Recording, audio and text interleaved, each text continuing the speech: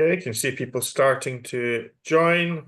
Great stuff. Good morning, everyone joining us promptly. We shall start in just a minute's time, maybe 2 minutes' time at most. So if you want to grab yourselves a tea, a coffee, a biscuit, I forgot to bring a biscuit up, then please go ahead and do that just now.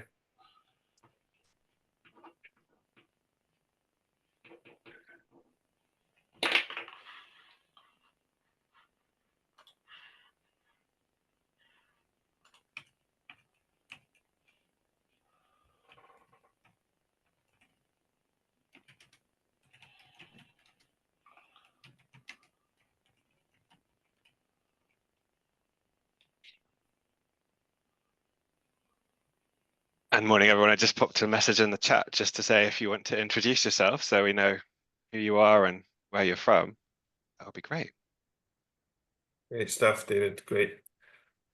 Well, listen, I'm conscious of time. So, David, I think we will just get started, and people will continue to join as we go along. So, so a very good morning, everyone.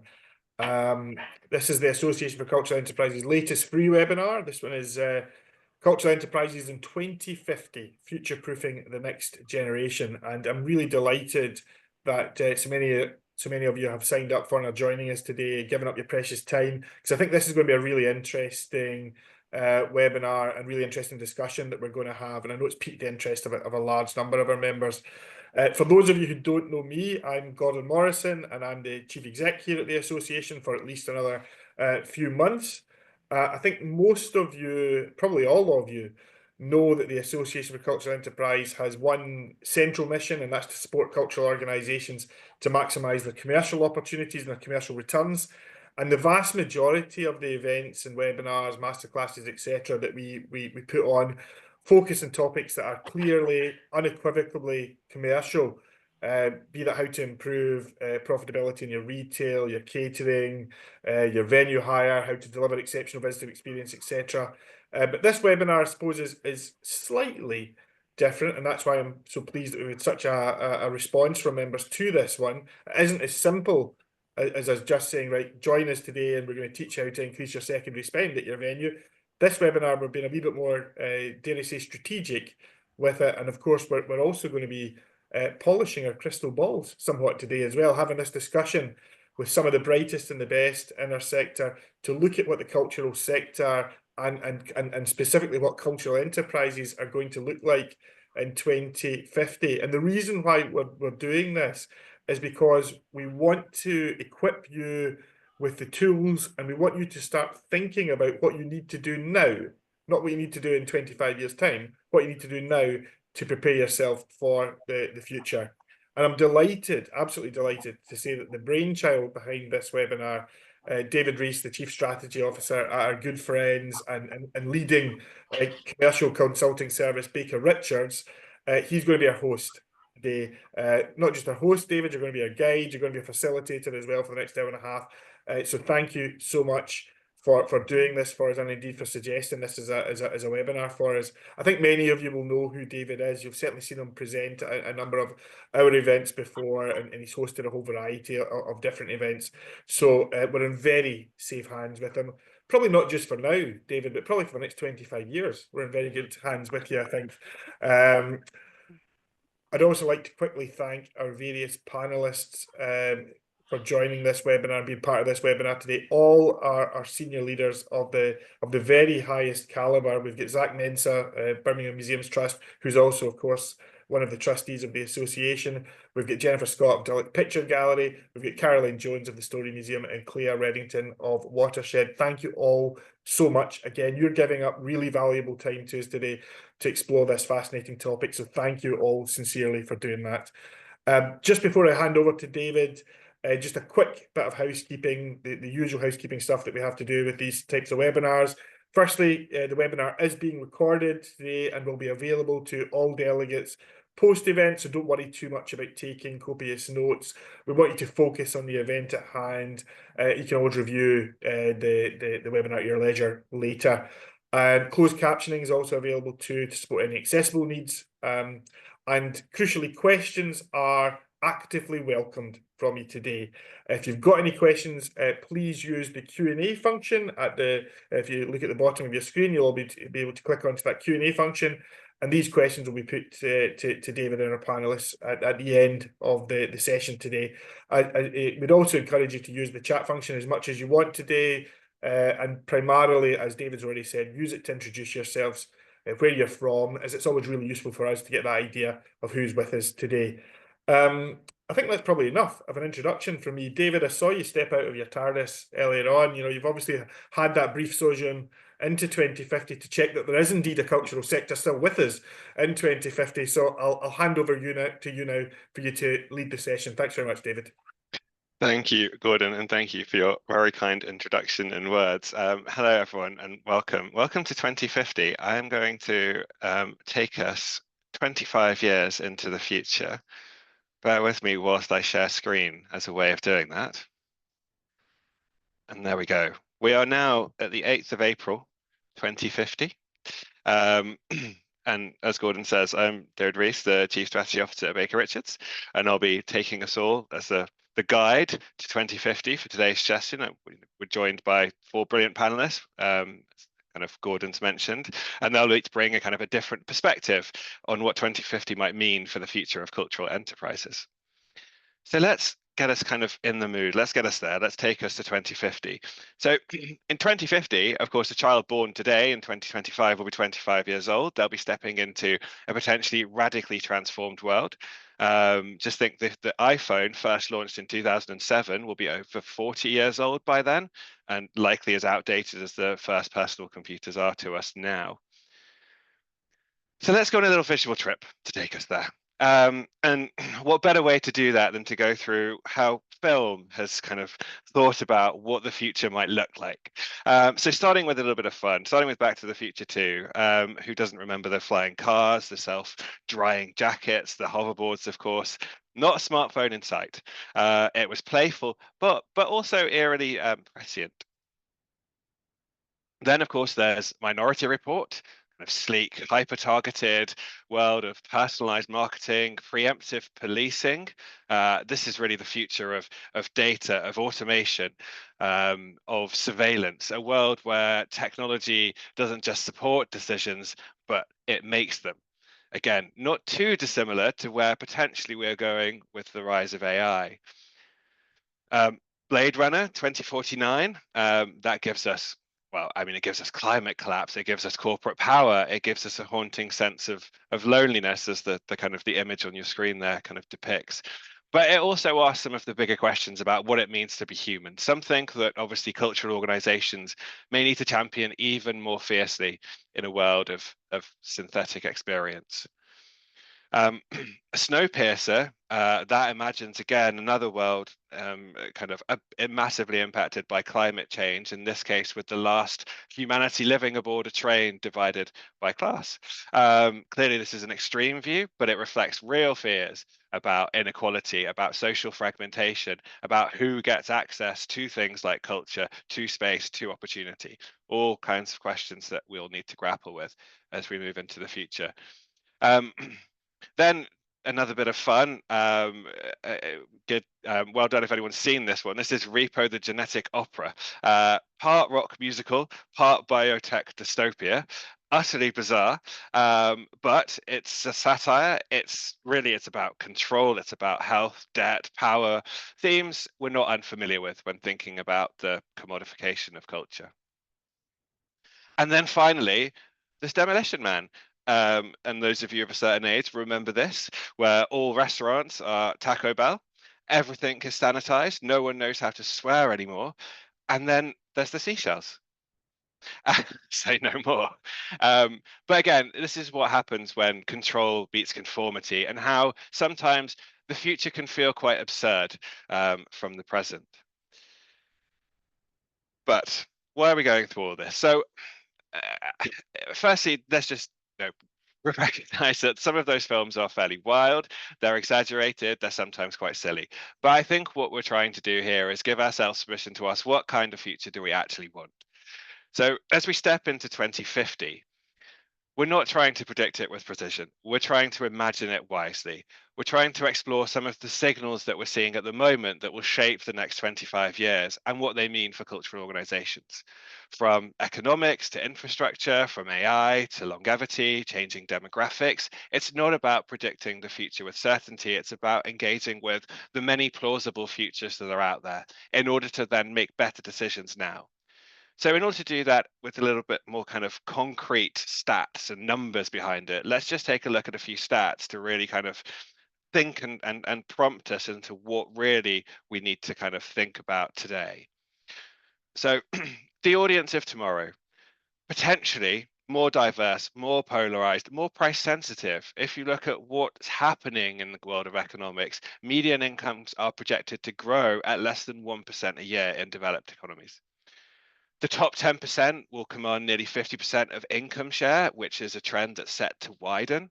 Global population age 60 will double to 2.1 billion. And of course, this has huge implications. So questions that are around what does it mean to program in a world where income inequality and demographic aging are accelerating at the same time? Well, I told you it was going to be meaty today. Um, funding and infrastructure in this low growth world. So the money is definitely moving, but where it moves is the important thing. The models have to follow that. So UK government debt alone projected to hit 274% of GDP by the 2070s. Really puts that pressure on public subsidy. Global private wealth also expected to grow significantly, $80 trillion. Um, Again, the impact that has on where investment comes from, what that philanthropy potential looks like. According to UNESCO, 35% decline in cultural infrastructure investment since 2020. Um, and we're not doing this to paint a bleak picture. This is just the reality of the situation. And obviously, it helps then in terms of the framing and the questions that we want to ask and address today. The question of how do we get funded in future? It's what we are for and who sees value in that. And then technology, it changes so quickly and changes so rapidly. Technology, society, and sustainability, everything does keep on changing, except the thing that makes us kind of who we are, that search for meaning. So AI will define work, it'll redefine cities, it'll redefine cognition itself. Um, 1.2 billion climate migrants predicted by 2050, according to the UN. Um, Imagine a world where that kind of futuristic scenario with brain implants, this is happening now. People are exploring this, that kind of brain computer interfaces, but also what it enables, that precision medicine, the potential to reverse aging. Um, and 70% of humanity will live in urban environments, according to the UN. So if cities then become this AI driven place where societies are potentially climate fragmented and our audiences are living longer. Again, the question of what does that mean for cultural relevance and what does that feel like in 2050? And then finally, purpose, participation, and cultural value. And culture is this thing, this wonderful thing that has this remarkable ability to connect us all. And in an age of automation, you could argue it's even more necessary than it has been. So the OECD predicts that or says that slow growth periods, they historically do worse than that inequality, more so than recessions. Um, Cultural participation is, however, linked to higher social cohesion and well-being, hence the really kind of essential need to ensure that cultural participation kind of continues to thrive. New jobs may focus on things that are less about automation and things that have been automated away. There's going to be a greater need for things like empathy, for creativity, for meaning making. And in 2050, cultural organizations might matter more than ever, not as content providers, but as meaning makers and stewards of belonging. So the year 2050 will bring both exhilarating progress and profound challenges. Our ability to shape this future will really depend on the choices that we do make today. So having looked at what the future looks like in film, having looked at the stats, we're now going to turn to our panelists to explore three themes. We're going to look at agility and adaptability, technological shifts, and then environmental sustainability. There'll be a chance to ask some questions, hopefully, at the end. And for each section, I'll start with a provocation and then a few question prompts ready to get the conversation going. So hopefully my fellow panelists, you are ready for this. And as I bring the first one on, and I'll leave it on screen for a moment just so we can absorb the questions, but then as we kind of start the conversation going, I'll drop it so that we can see everyone's faces more clearly rather than just the slide. So our first theme, agility and adaptability. It's 2050. Audiences expect hyper-personalized, on-demand cultural experiences delivered via AI-curated immersive environments. Institutions that clung to traditional models have faded. Those who have built on adaptability and experimentation have flourished. That's the provocation. I'm not saying that's what's going to happen, but it's the starting point. So some questions to think about. You are running a cultural enterprise. What does it look like now? What does it feel like? What organizational structures, skills, mindsets did you build over the last 25 years to get us here? And what things did you stop doing? What are the things that actually you needed to stop doing in order to stay relevant? And then finally, how do you measure success in a world that is now so shaped by fluidity and reinvention that you're in kind of trying to maintain that relevance and that sense of purpose? So, giving everyone a moment to think about this, I will lose the slide if everyone's happy with that. We can always bring it back up if we want, but hopefully that's enough to get us going. So I'll turn to my panelists now and say, does anyone want to first come in with any thoughts on that? Claire, please, let's get this going. I don't mind starting. I guess I wanted to point out that your vision of the future, as told by cinema, is one of white men in 2050. And David Graeber just talks about how once you understand the world is made up, you can make it differently. But of course, if we just look to the cinema of white men, then we're going to get the world that they're inventing. And indeed, Minority Report is responsible for quite a lot of the technology that is actually made because it was imagined and articulated. So first I wanted to point to the works of people like Ruha Benjamin on imagination, Octavia Butler on End of the World, Joseph Wilkes, a kind of critique of AI. If you want to look at other versions of the future that aren't written by kind of able-bodied heteronormative white men. And I wanted to also acknowledge the sense of safety and permission and privilege that you need to think about 2050. Not everybody is able to think about the future because it's a pretty scary place, because their world is vulnerable and fragile. So it takes privilege to be safe enough to think in this way. But what do I think it looks like? I think that we have an abundance mindset. So I think we have moved away from models of scarcity, where resources are guarded, where ideas are kind of kept to ourselves, and we've understood a kind of commons approach to organizations. I think it's important to think about the future and to make sure people are safe enough to think about 2050, because we adopt a 3 horizons model at Watershed, which means that we look to the future that we want to create, we orientate ourselves to it, and then we look at what seeds of the future are present right now, and we try to grow them and nurture them so that we can get to that place in 2050. And I guess one of the key things I thought about when thinking about agility and adaptability is governance. I actually bribed my partner, Anna Starkey, with a box of chocolates last night to talk to me about governance, because they're in the Transforming Governance working group. And we talked about a really amazing model called the Social Change Ecosystem Map. Because basically the way that we do our governance right now is like we get the finance one, and we get the law one, and we get the marketing one, and we ask people to spend time with us mitigating risk. But what we actually need to do is think about the different capacities that 2050 might need. And the Social Change Ecosystem Map points to needing storytellers, healers, visionaries, disruptors, frontline responders, caregivers, weavers, and guides. So I think that we need to think about those kinds of capacities to orientate ourselves to the future. We need to be generous and adopt that scarcity model, abundance model. And yesterday, Imi from Civic Square, I was in a conversation with her, and she said that funders need to get proximate and entangled.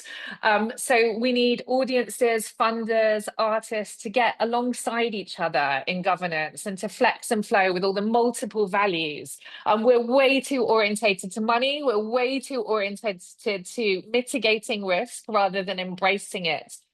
So we need to think about those capacities. And finally, in the world of agility and adaptability, I also really love the Berkana two-loop model, which is another way of thinking about the future, Berkana. And in that, they have a role for hospices. And I think we need more stuff to die in the culture sector to make room for 2050. But if we consciously and with intention play the role of a hospicer, we can take the good stuff, we can keep it alive, and we can move it into the next system. So I guess my 2050 is stop throwing money at plants and start understanding the multiple values in play within culture. Well, thank you. There is so much richness in what you've just said.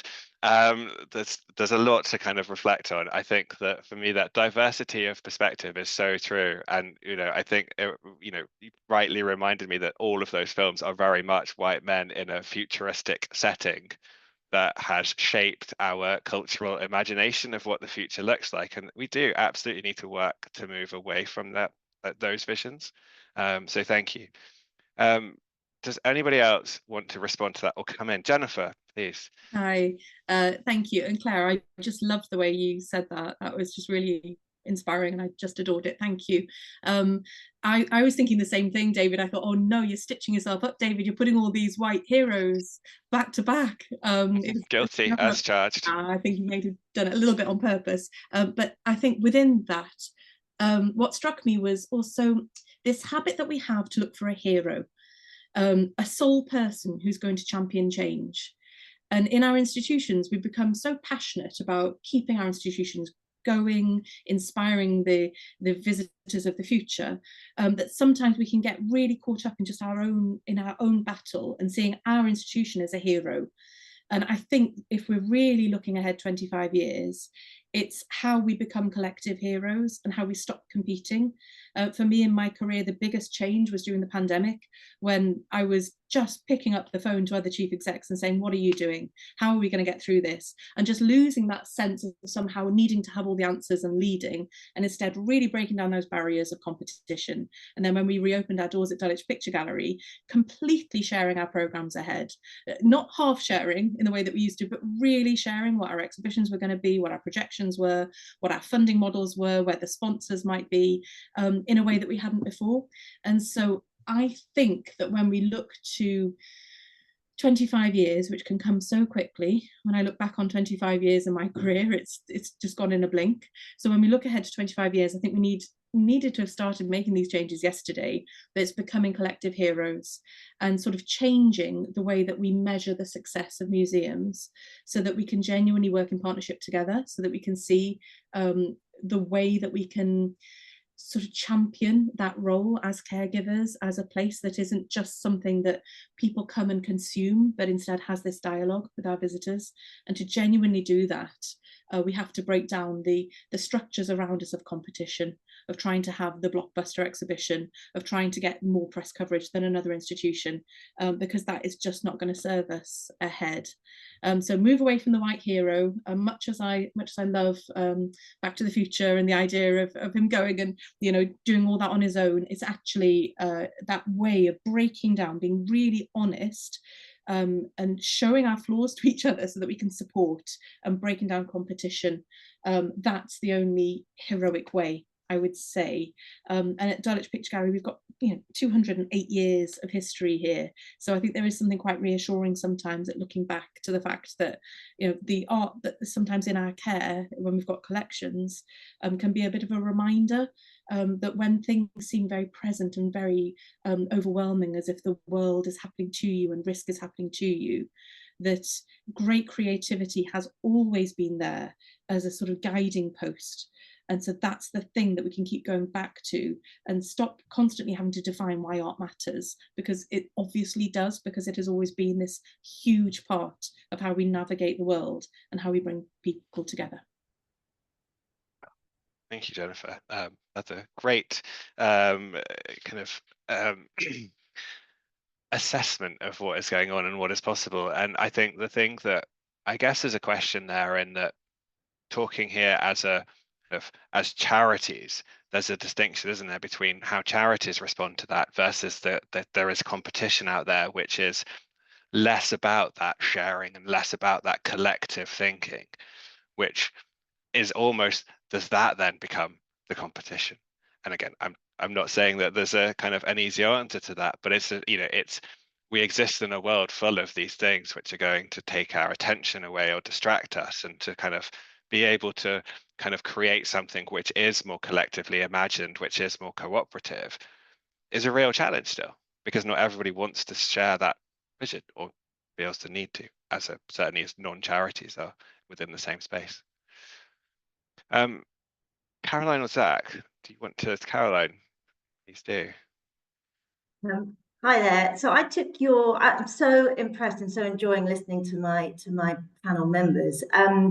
And I guess I took your question far more literally, I think, than others have done, which is to try and put myself in 2050 running cultural enterprise, and what does it look and feel like? And again, it might not be overly imaginative, but I imagine I'm running the world's first story museum, which by 2050 will be 30 years old, so still an upstart relatively to the Dulwich Picture Gallery with its 200 and something years of history.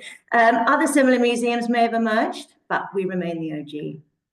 And you asked how it might look and feel to be doing so. So the Story Museum looks like an imaginative, inspiring and theatrical space, because imagination doesn't grow old. And it feels like a safe and inviting and inclusive space where visitors can touch and play and interact and enjoy collective experience as a family group, a school group or a social group. And the young adults that visited here as children in the current year, 2025, are now working as nursery leaders, primary teachers, social workers, youth workers, carers, because those are the lives that AI won't be able to do adequately. And amongst their tech-dominated lives, these young adults, they appreciate their own fundamental human need for collective experience and for stories. And yes, I note the dominant narrative of those films that you shared, David, they're the perspective of white men. But how do we imagine the future? Because we tell stories, and enabling children to own those stories reminds me of the Hopi proverb, those who tell the stories rule the world. So we have to make sure that as many voices and versions of those stories are enabled to grow. You asked about adaptability and agility. I think there's a great irony to being adaptable and agile, which is that you really need a really strong pelvic floor. So questions about where our resources come from, where our safeness, our privilege, speaking as an organization that is only in a modicum of a way but is publicly funded, gives me the ability to run a mixed business model and to try and balance those philanthropic interests with those commercial interests. And I recognize that is a great privilege, and from a position of relative strength, being able to be agile. Yes, disruption leads to innovation, but actually just really plugging away at something that you know matters can also lead to great responses to current problems. So you asked about organizational structure, skills and mindset. It sounds fairly glib, but I guess I just always go back to values-led decision-making and ensuring that the voices around the table are representing the communities you serve. It's not fancy, but it just has really suited the Story Museum for a number of years.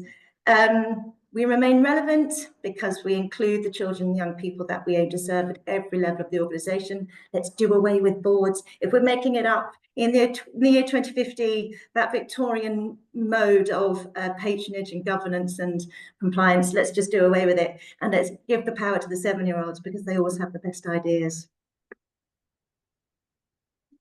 Well, the 7-year-olds today will be 32 by the time we get to 2050, and who knows what kind of world they'll be creating. But that's so true, isn't it? I mean, I think it's that relevance of an understanding of the audience, and actually really engaging with the audience and bringing them into the process so that they're part of that. Because as you say, otherwise you end up with a world where the stories are told by a select few, as we've just demonstrated, you know, with the films that are being made, the films that get the kind of the glory. they tell a story, but they tell a single story, and they tell a single story from a single point of view. So being able to hear those other voices, hearing those multiple perspectives, making them part and making them able, and as I think Claire alluded to earlier, having that safe space for those kind of voices to be heard and to be seen and to be represented. Obviously, cultural organizations play a crucial role in that. Zach, we turn to you finally. If you wanted to kind of throw in your thoughts to this one. I will do, yeah, but everyone said some, amazing stuff, so I'll just keep mine fairly short. I'd say, looking ahead to 2050, so my daughter is 7 right now, so she'll be trouble, no doubt, in between now and the next 25 years is the first thing I'll reflect on. But, hopefully, the organizations that we have into the future will be ones that are built on us learning from the past. So, if you look back to Guns, Germs and Steel, for example, I'll put the links in the chat in a moment. Now, that book talks about the past 10,000 years and some of the forces that actually make the world the way that it is now, and some sort of geopolitics, etc. So I think that's a really important thing, that talk about the future, look at the past. I think Will Smith also talked about that in a song or two of his as well. And then there's also a really good book by Brooke O'Brien and Taylor called Culture is Bad for You. And it talks about equality in the cultural sector. And that book talks about how for the last 40 years, we have failed, in effect, to make our organizations more, more permeable, more useful, particularly people by class, people of color, people of all sorts of different backgrounds. And I think for us, so in 2050, I see us all using books like that as our sort of like Bibles to say, do you know what? You want the future, but it doesn't actually happen by accident. And if you're quite passive about it, it doesn't change, because being passive is something that inevitably means you get more of the same. And all of us have talked about, for good reason, right, that we want the future to us to still be relevant. And in order for us to be relevant, people have to see that our organizations have something of use to them, because the world's changing really rapidly. And I think that therefore means that, when you're trying to be relevant, some things you have to stop. So, for example, it sounds really basic, but when we do things like you have to have a certain qualification to work in a cultural organization, well, actually, really what we're generally hiring for is attitude. We want people with an attitude that is able to be adaptable, to have what we call T-shaped skills, right? That, to me, is how the organization of the future will be. So it'll be taking people on a journey who are born now, who is, my daughter's 7, really going, actually, the future is bleak if it goes into default mode. So Claire talked about her 3 horizons. Horizon 1 is basically showing a dip about how things will end up badly, and that is what I would say the vast majority of the sector is currently on. And that actually, to change that, we've got to really think about the skills that we need in the future, the AI, etc. Whatever we call technology, it's about critical thinking. It's about how do we understand, what's happening in the wider world and what's within our control, and also finding ways to be resilient, which is not always possible. To understand that so much of the horrible change happening in the world that we can't control, but how can you still work within that? Because otherwise you just end up wanting to give up. So, and it sounds a little bit, a bit bleak, but I would say, if I was talking about physical organization, I want my services to be available 24/7 in 2050. And it might be, for example, doing food, soup kitchens, whatever you want to call them, giving people digital literacy skills, a safe, warm place to be in winter, all these sorts of things that can be possible that aren't just about opening 9 to 5. And I know not everyone appreciate opens 9 to 5. It'd be about sharing collaboration, even about remixing things physically and online in ways that haven't been done before. And most importantly, as we use more and more technology, it's about interaction, finding ways for humans to be human. I think will be really, really important, more than ever in 2050. Oh, thank you, Zach. I mean, that final kind of statement about the human-to-human interaction is so crucial with all of this, given the world that we live in now, with an increasingly AI to human and even AI to AI interactions going on in the background. That kind of real connection that actually cultural organizations can play a key role in is so important. Which also then is a nice segue into the second of our topics, which is technological shifts. Let me throw onto the screen this lovely mustard colored image here. So technological shifts, again, by 2050, the provocation, AI can create, it can curate, it can deliver entire exhibitions and performances without any human involvement. The line between the physical and digital is dissolved, revenue models have been transformed, and audiences can navigate experiences with AI as their primary guide. This whole conversation could be driven by AI if we like. So in this kind of landscape, again, what is the role of human curator, of artist, of producer, of director? How did your organization prepare for revenue models that didn't yet exist in 2025? And what are some of those kind of ethical dilemmas? I mean, we're all aware of the kind of the copyright that kind of has been infringed without any kind of recompense to the artists in terms of AI and what it's done. But some of the other ethical dilemmas that we're grappling with now.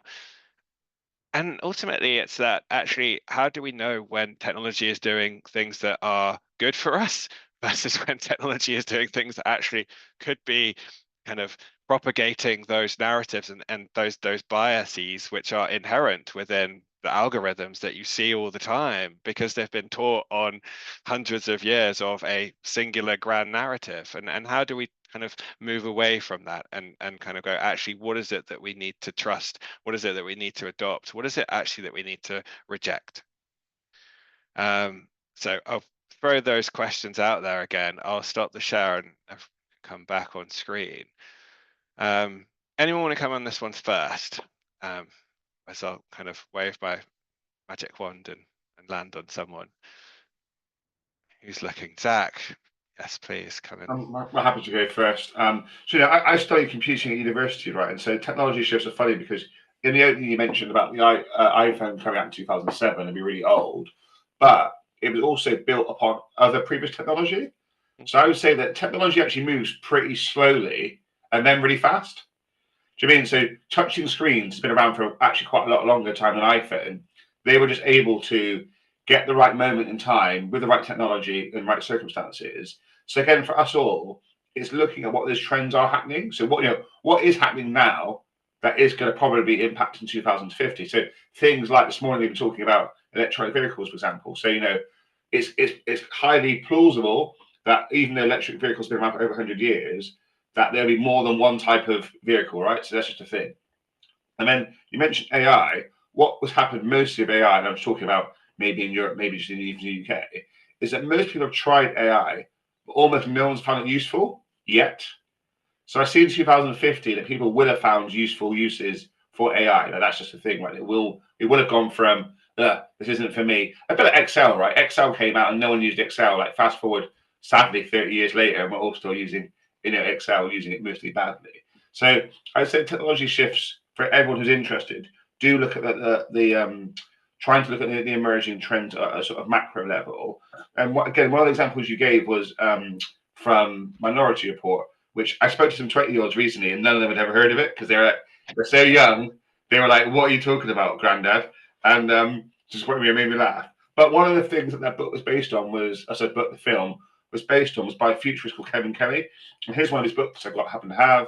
And he wrote this book called The Inevitable, which, if I'll just put the chat now. If I put the, I'm just going to put his Wikipedia entry has the summary of the book. So for those of you who can't bother to read the whole book, it's in there now. But he basically talks about his 12 ideas, right, about how things are going to change. Again, I implore people to think about the concepts, less about the actual specific technology that, will Meta, Facebook be around in 25 years, but more about the sort of the fact that people are trying to remix things, the fact that people are trying to do things with other people's content, and really think about that.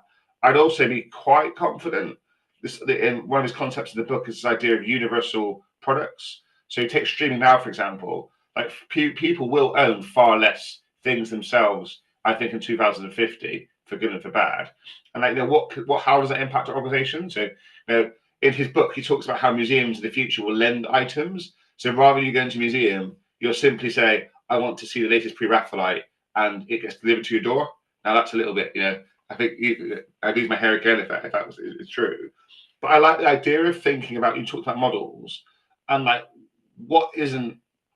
it's hard to predict the future, but like, can we maybe have a strategy that says, let's try and say yes to almost everything, and then see what sticks, rather than us all waiting for it all to come true. I might get the project wrong, but for example, Claire and Watershed worked on a project. I think it was Hello Lamppost, right?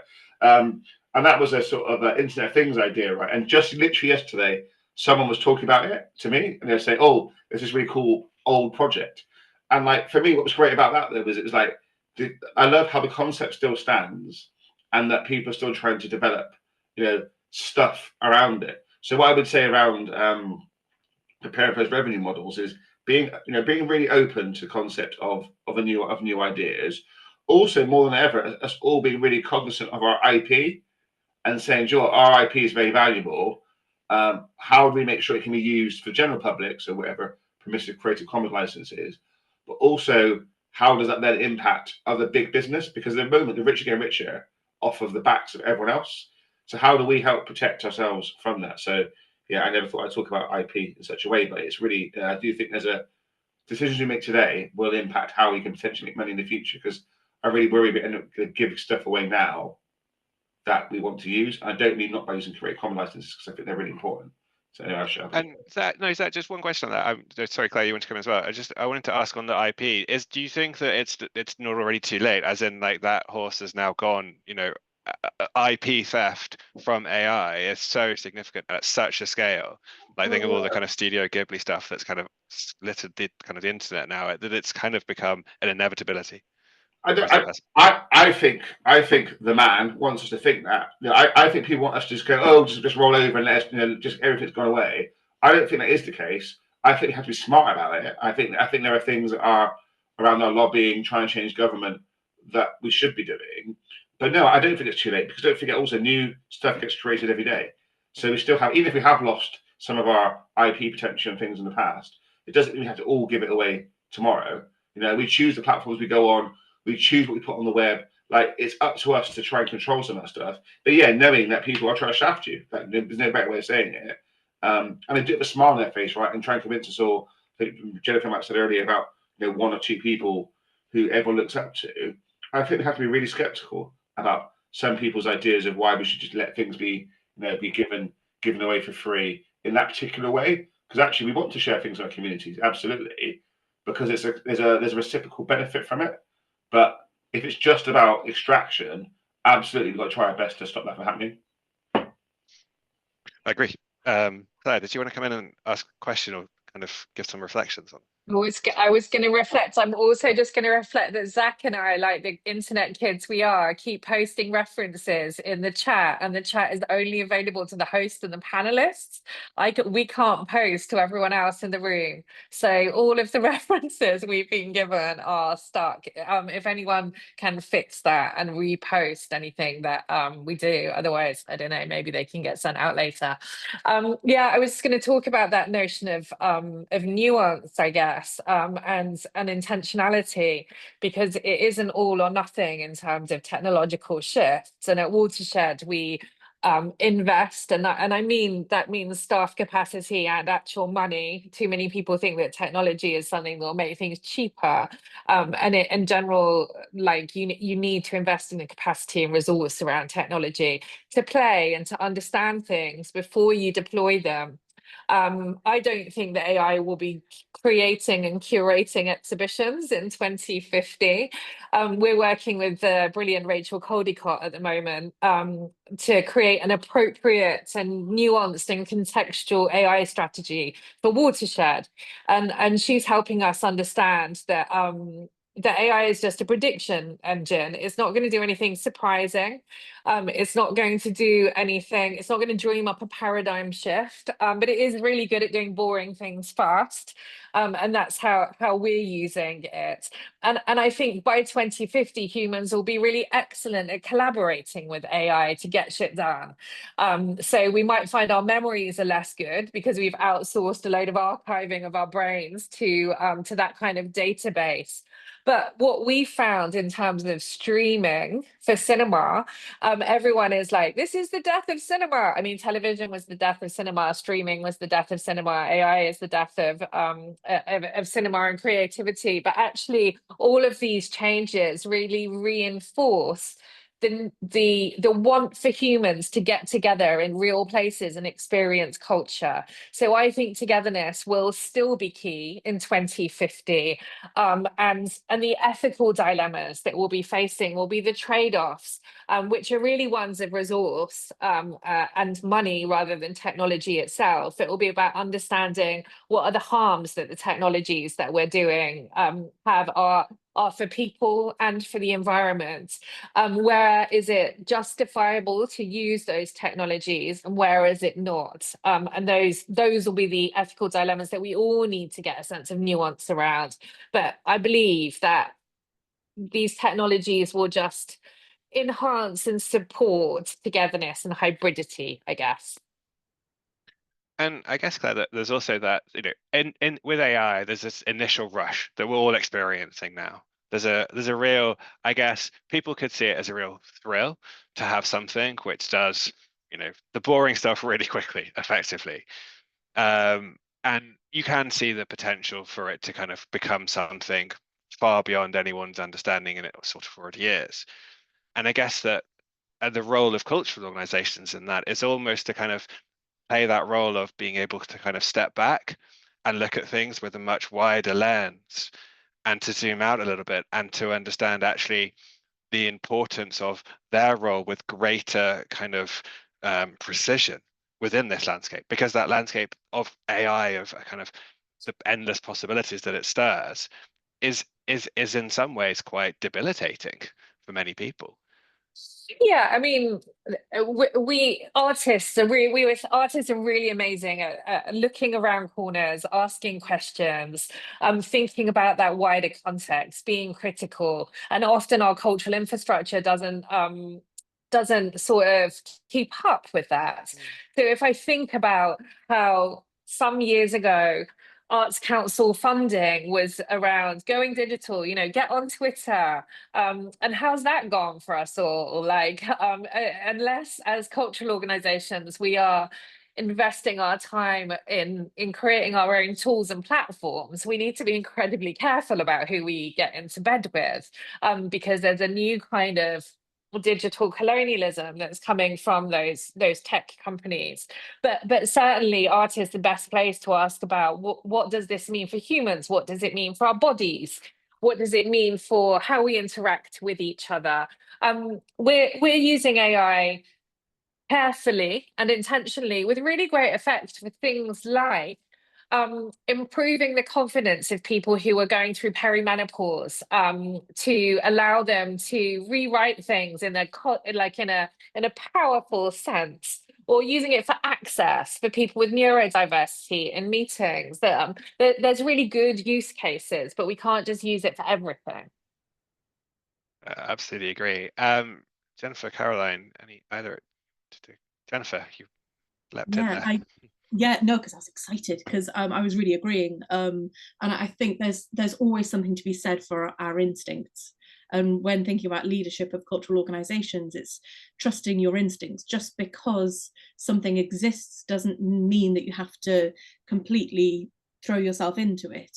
But it can be scary because there's an element of control and the feeling of wanting to know and understand a technology before it happens to you, and that just doesn't exist anymore. We can't do that. We cannot control.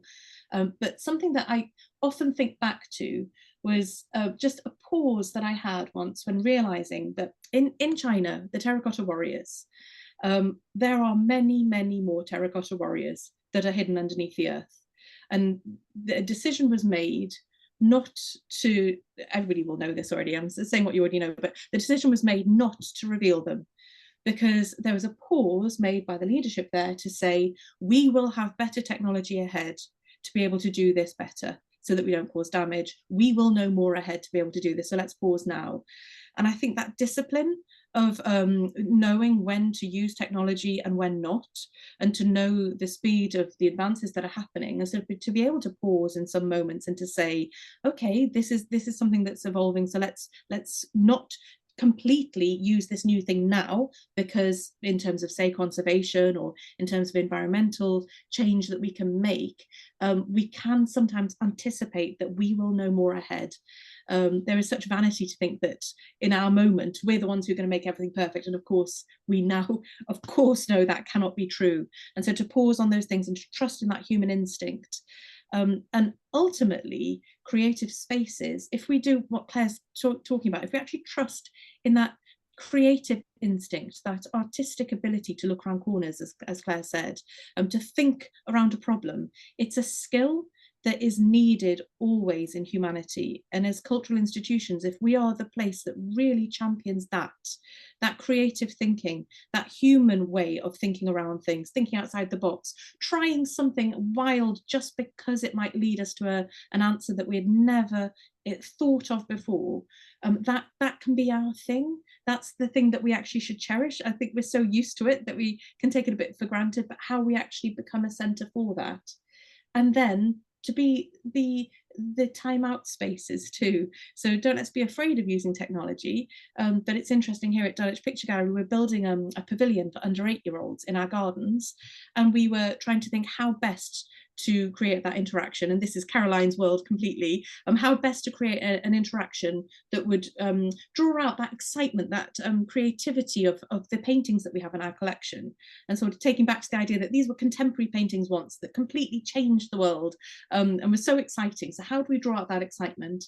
And we could have gone down a digital route, but after really thinking it through in the round, we've gone with slides and a swing, and just really play activities that are beautifully designed and thoughtful, with different spaces for different children's needs. But actually, it's essentially about a space where kids can come together and be creative and play together. And in fact, now I think about it, I hadn't really thought this out loud before. We haven't got anything digital in that space. And that's a kind of time out moment in a way, away from screens. So we can be spaces again that just remind of that simplicity of making, of crafting, of coming together to make.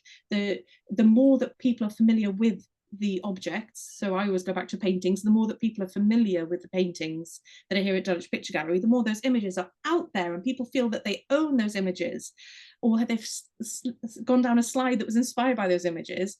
When you then see the real thing, it has even more star quality and is even more impactful. And so in a way, the more that we use technology to share, it actually helps to reinforce that beauty, how precious it is when you get to see something that actually is the real thing in real life. And we can come together in a community space to do that. So yeah, those are my thoughts on it. And Jennifer, I really like that idea that actually there is that space that is almost kind of, you know, a sanctuary from the world of technology that kind of brings a kind of out a different aspect of what it is to be human, but also that you're using that technology with intention to also raise awareness and to bring people to that space. So there's that kind of that dual nature of actually technology for that purpose serves a very different role to that technology that you interact with all the time on a daily basis when you're scrolling on your phone. And then just that ability to step out, and the importance that cultural organizations have in creating those spaces and those moments in people's lives. And then Caroline, do you want to finish this thread? I'm so enjoying learning from my fellow panelists that I've just scrambled some quick thoughts. So I hope these come out in a sort of cogent way. But building on, somebody just talked about pausing and the role of a pause as cultural leaders, as parents, as cultural consumers, just the moments in life where you are invited just to stand still and to reflect are fast being overtaken by developing tech. Here at the Story Museum, you will often hear me use the phrase which you'll all be aware of, which is start where you are, use what you have, do what you can, which has never not been a good place to start. We also took the attitude, we used to say quite a lot, we're high touch, low tech. So we're a museum that's been created with and for children. And Jennifer just talked about the need to step away from screens and, you know, designing a play space for children absent of technology feels like a gift to those children. It's allowing them to pause in that very sensory multi-stimulation space. So here at the Story Museum, we use tech very judiciously to enchant and enhance and never to obscure the visitor experience.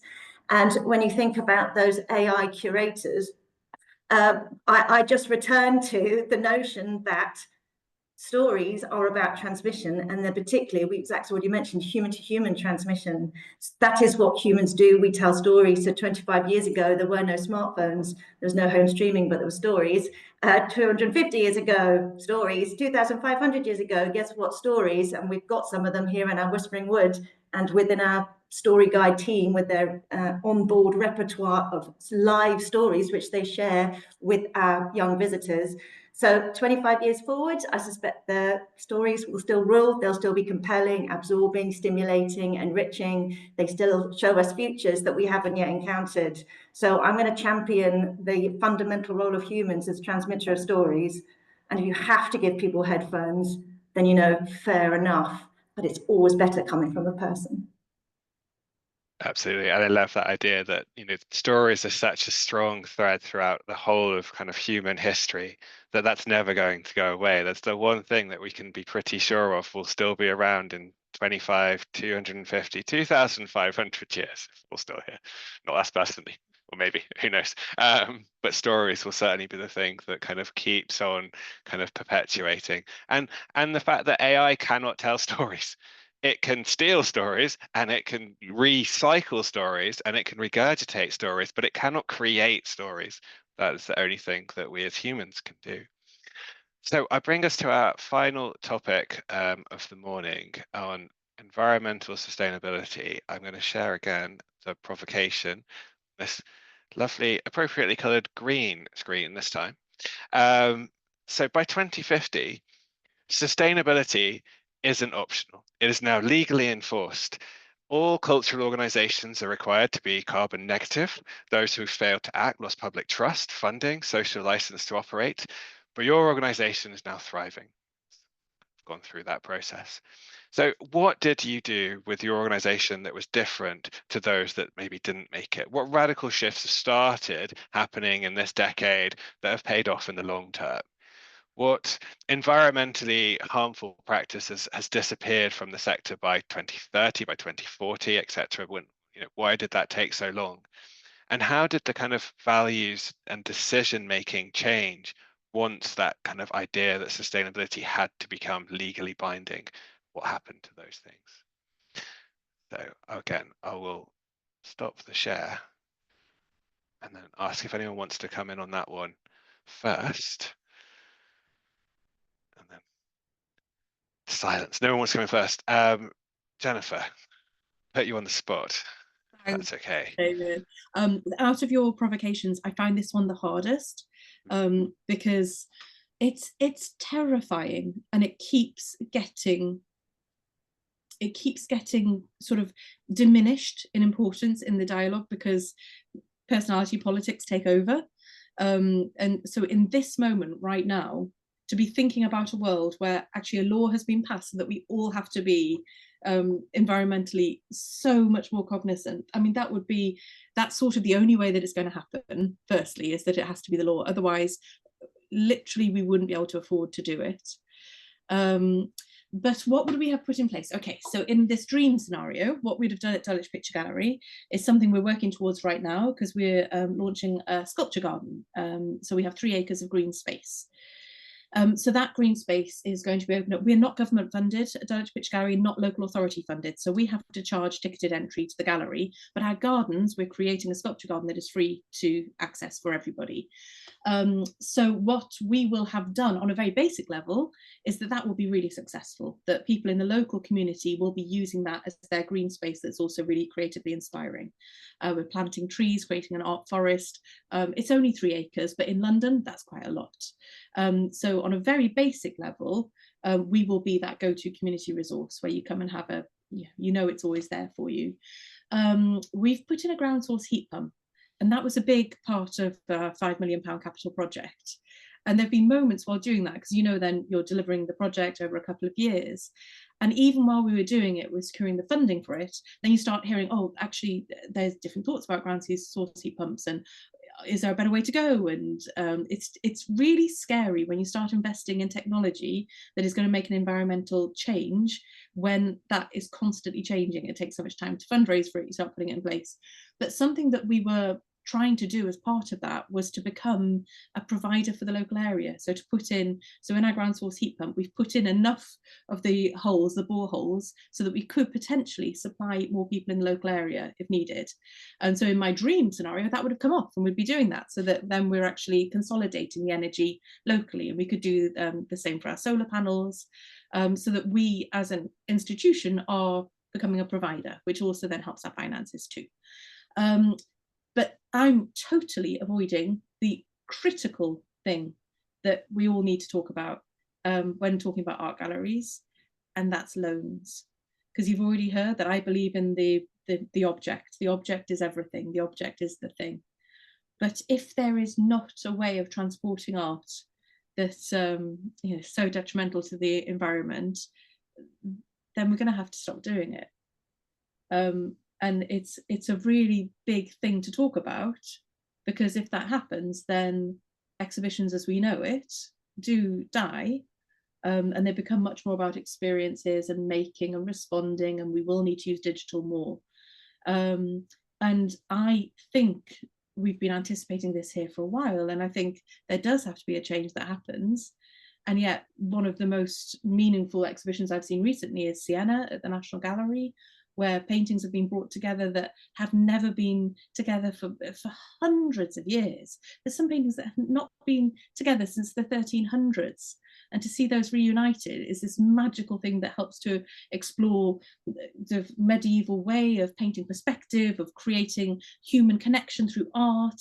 Very, very powerful tool to show how humans have been growing consistently in the way that they tell stories through art. But if that change if there isn't a solution to actually transporting art in a way that is not so harmful to the environment, we are going to have to stop lending objects. So that means probably in the UK, working much more closely together, back to my partnerships point, seeing what we've got locally, seeing how we unlock things. But it's habit changing, and it's got to change expectations, what exhibitions are about.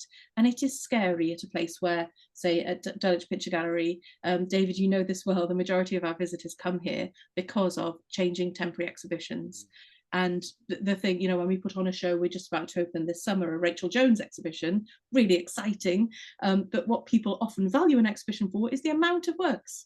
And so one of the things we anticipate is in our Rachel Jones show, we've got a whole new body of work that she's created responding to our historic paintings. It's going to be really exciting, but we know that some other visitors will say, oh, only 18 paintings. And the last show you had, there were 90 paintings. So ticket price, it's a really interesting world that we work in. So these are big things for us to sort of take on.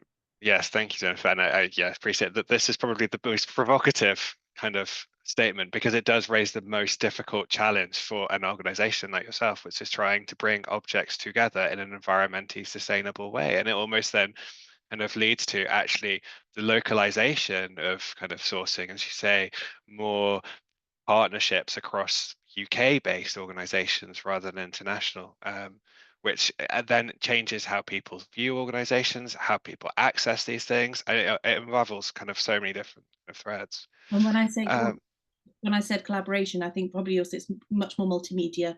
So stopping thinking about, you've got visual art shows, but instead much more combining of art forms to create experiences. Who wants to jump in next on this one? Claire. Yeah, I guess this is something that Watershed's thinking a lot about at the moment. In fact, our new co-directors of Regenerative Futures started this morning, which I'm really excited about. And so for us, a thriving organisation in 2050 has moved way beyond thinking about carbon minimization and is about that notion of regeneration.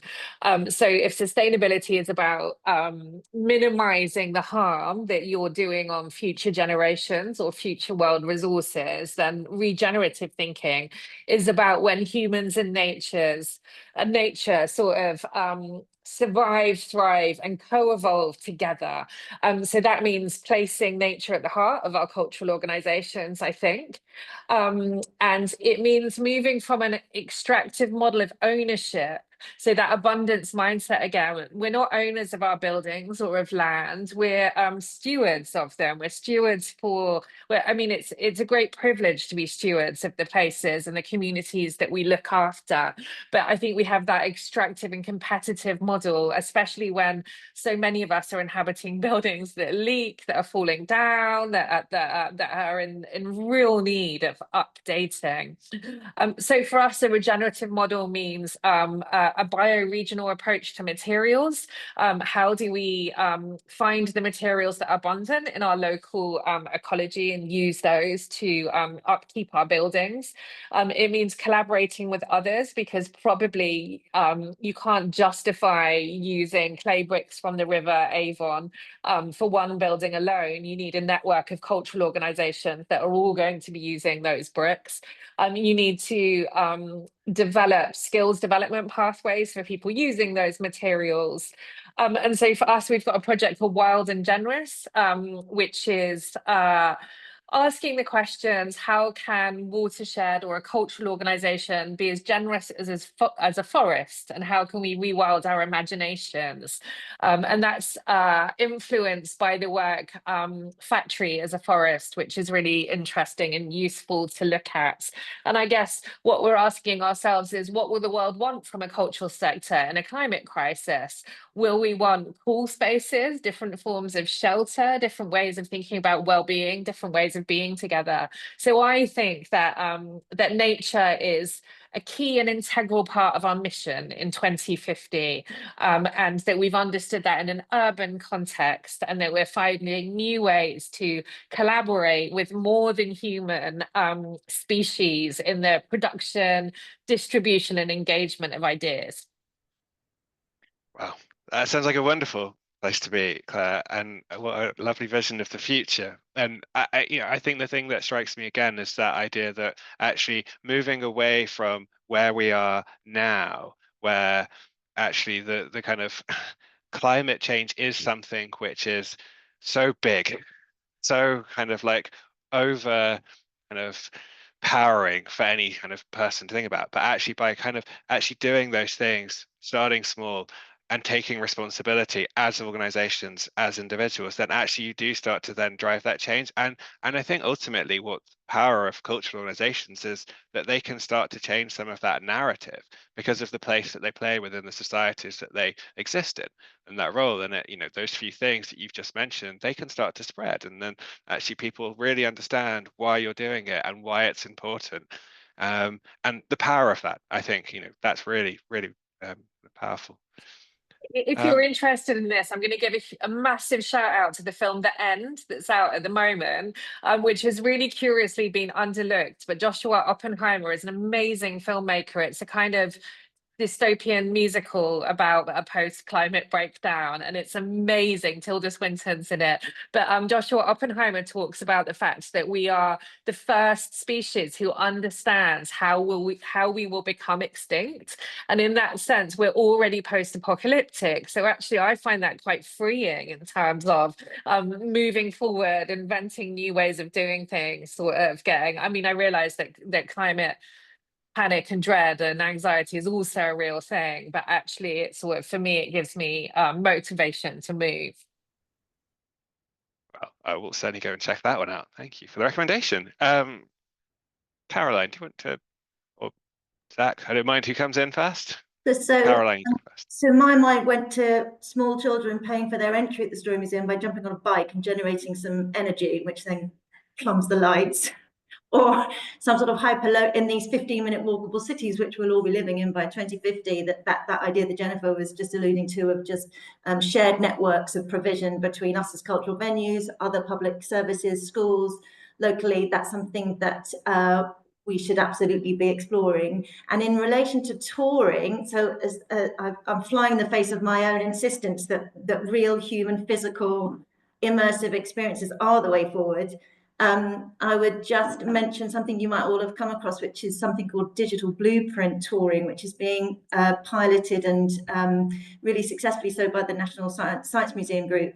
So the idea that as purveyors of the IP and holders of collection, we can frame like flat pack exhibitions, so digital templates, IP agreements, but essentially somebody can download the instructions from a cloud and use their own resources, their own collection, their own objects, and use the exhibition to frame those objects and to develop local interpretation, local co-curation projects. So a brilliant way of taking, in the Science Museum's case, kind of international lauded knowledge and expertise and making that relevant to local communities and enabling smaller regional venues to access some of that, which we're going to try here at the Story Museum with a comics exhibition that we made. So I think physical touring is not over. It can't be, because of the human need for object and tactility, but different ways of understanding and sharing those objects with communities is, of course, the way forward. And I will get a child on a bike paying for my energy by 2050.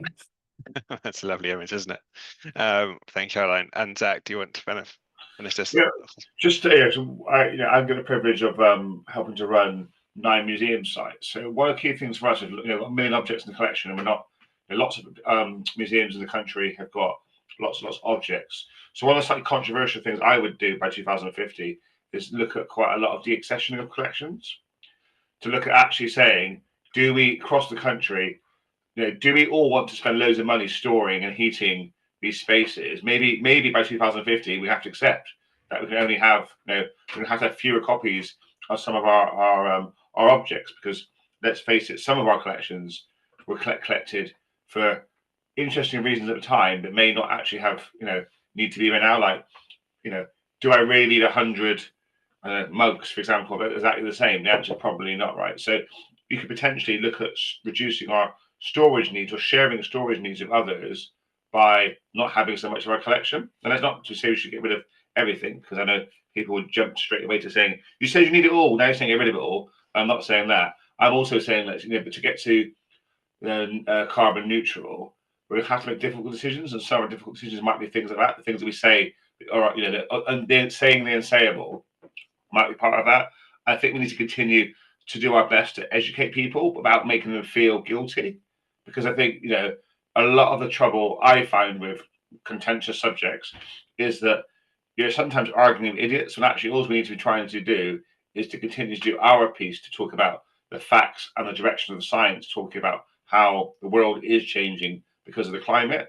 And so that, what's our role in helping speak truth to power, I would say, is a really important part of that. And what's happened in America right now, with the executive order, for example, around the Smithsonian, is an example of where it can be really difficult sometimes to try and do that, because you get the politics changes in the next 25 years, I'm sure, quite a lot. So what are we going to be doing to do our piece about that? Because it affects all people, so it should not be seen as political for us just to simply talk about the impacts of climate change.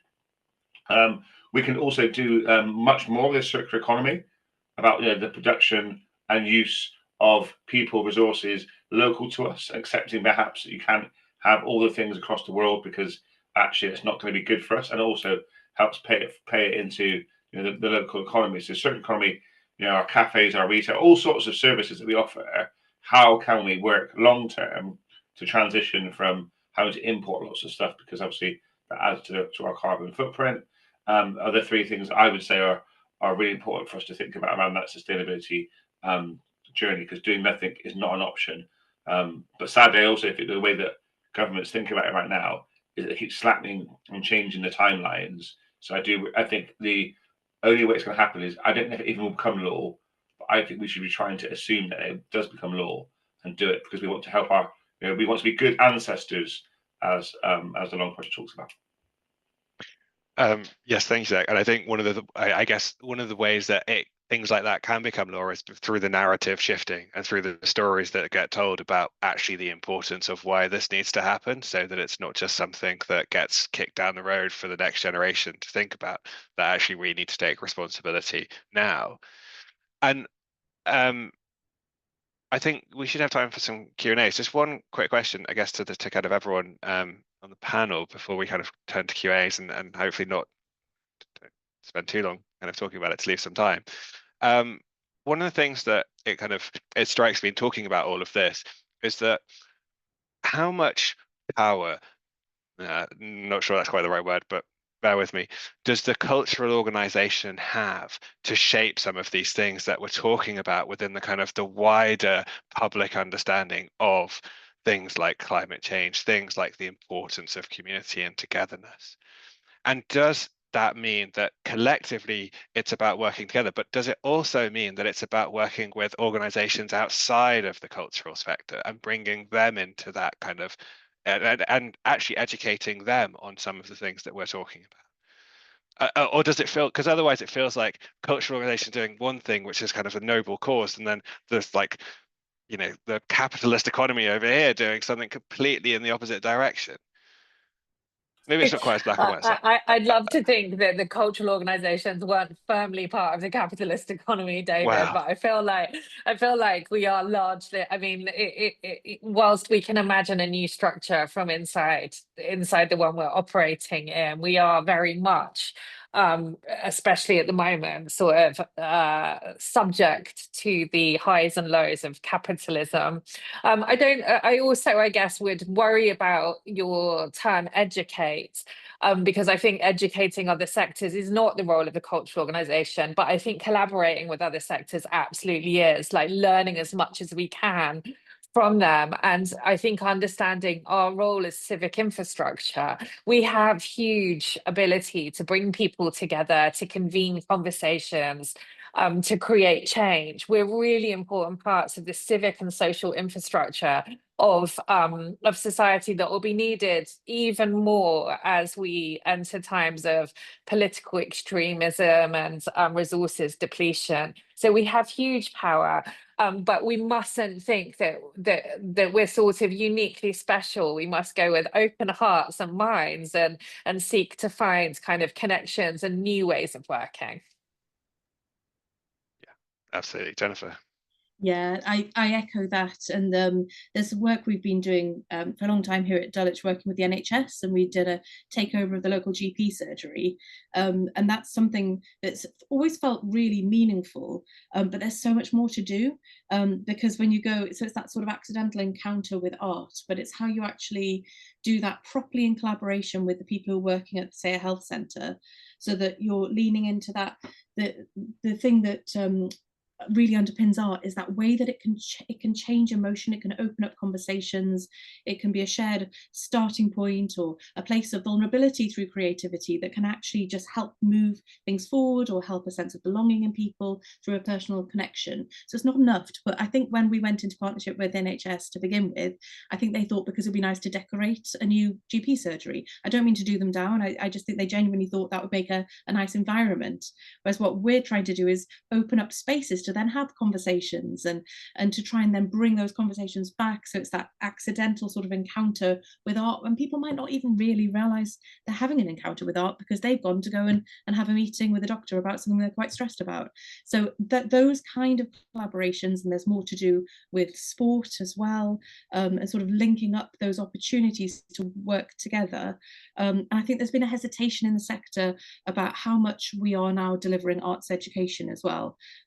And I love, Claire, I love you picking up on the word educate. We don't educate, we have conversations, we learn from each other. But when it comes to actually the provision of curriculum, core curriculum things, really, if we were to do a whole audit of that, we would see that the sector is now delivering a lot of, particularly, I would say, primary education. That's in our experience here. And I think maybe owning that a bit more, and that being a much more open conversation, so that we are really respected for doing that, and that then that is a proper partnership working with schools and really working through how the curriculum is delivered through cultural organisations. So then that is owned by teaching professionals, that it isn't something that's happening accidentally. I think we need to sort of take control of that together with schools and then drive that forwards, so that then there is more value behind it, and then it feels more meaningful rather than like something that's just added on to maths and English. And not having to prove it all the time for funding purposes, so that actually, it's recognised and accepted that this is a benefit of cultural kind of I'm trying not to use the word education, but that kind of presence, But we're relationship. fundraising for it, and we shouldn't be. It should be Yeah. a structure that's there in place. So then that's part of our models, how we function, because then we are delivering that and it is valued. Yeah. Zach, Caroline, I don't know if you wanted to say anything. I'm conscious that we've got 10 minutes left. Gordon, you've popped up. Are there any kind of questions? Gordon, do you have any questions? As yet come in. So I will firstly say to anyone in the webinar, please do put a question in the Q&A chat or in the chat, and we'll pick those questions up.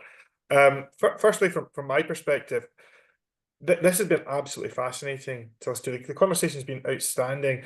I think I feel slightly more optimistic about 2050 than I did at the start of this webinar. So well done, everyone. Or is that because I'm a middle-aged white man who just gets inspired by Marty McFly? I don't know. I suppose for me, the obvious question to ask out the back of this webinar is, okay, what's a good first step for us to take here as we look towards 2025? I was quite struck, Claire, I think you explicitly said at one stage, we have to be better at embracing risk, for example. We have to be better at that as a sector. And Caroline, I was equally struck by the point you made, and probably shouldn't say this with one of my trustees on the panel, about, okay, let's get rid of our current governance structures and you know, that might support us in being a bit better at embracing risk. My question is that a good first step for us to say, okay, well, let's get better at embracing risk, and how do we do that? How do we, as leaders, how do we make sure our organizations are better equipped to embrace risk? And I'll put that to anyone in the panel. As ever, I quite often look to children's literature for the truth of life. And at the top of my risk register here at the museum, which runs to about 25 pages of comprehensive analysed enumerated risk, there's a quote from Winnie the Pooh, which says, Winnie the Pooh and Piglet are walking in the forest. And Piglet says, but what if the tree falls down? And Winnie the Pooh says, but what if it doesn't? That's it. That's my contribution. I mean, there is no other attitude than risk happens. Nobody had COVID on their risk register. Your very best chance of being able to adapt and respond to it is by being open and imaginative and look to stories. It's the fear of the unknown, isn't it? Yeah, and I think so for us, the Three Horizons model has really helped us understand where we would like to orient ourselves to, what kinds of behaviours and activities and futures we think are appropriate, exciting, magical, and how we might want to grow those. We also have a great board so we manage risk. Like, we're not irresponsible with money or people or resources, but we're not just about mitigating risk. We're also about embracing it and understanding that across the slate of work that we're doing, there should be some risk. We should be thinking about the future. Nobody would open an immersive gallery if they thought they thought they were trying to take risk out of their current portfolio. We opened Undershed in the autumn, and at the moment there's no clear business model for the distribution or exhibition of immersive art. But there's a really clear meaning for it, and there's a very clear need and demand for it, and we think our audiences, or we know our audiences are engaged with it. And we're pretty sure that it will be part of our future business model, organizational model, mission. So luckily, kind of having a board that understand that collaborate around it, and that have a healthy embrace of risk as a means of thriving, I think. Thank you very much. Sorry, Zach's I was also just going to say, we talk about risk as if it's a bad thing.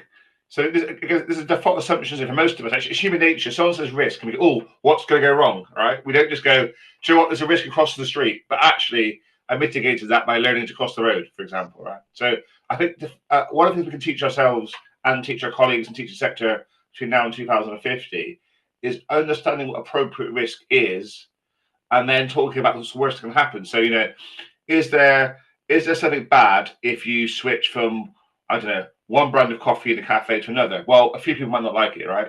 But it's not the same as electrocuting somebody in the organization. So I think there's a real thing for us to kind of really talk about risk in that positive way, rather than, as Caroline says, it sits on a risk register and everyone looks at them as bleak things, like, what might happen. I mean, even put in really horrible spreadsheets and make it even feel and look terrible. So I would definitely want us to talk about how we can all collectively look at doing it, and the fact that the reality is, whether we like it or not, we are taking risks every day. That whenever we make decisions, that is a choice.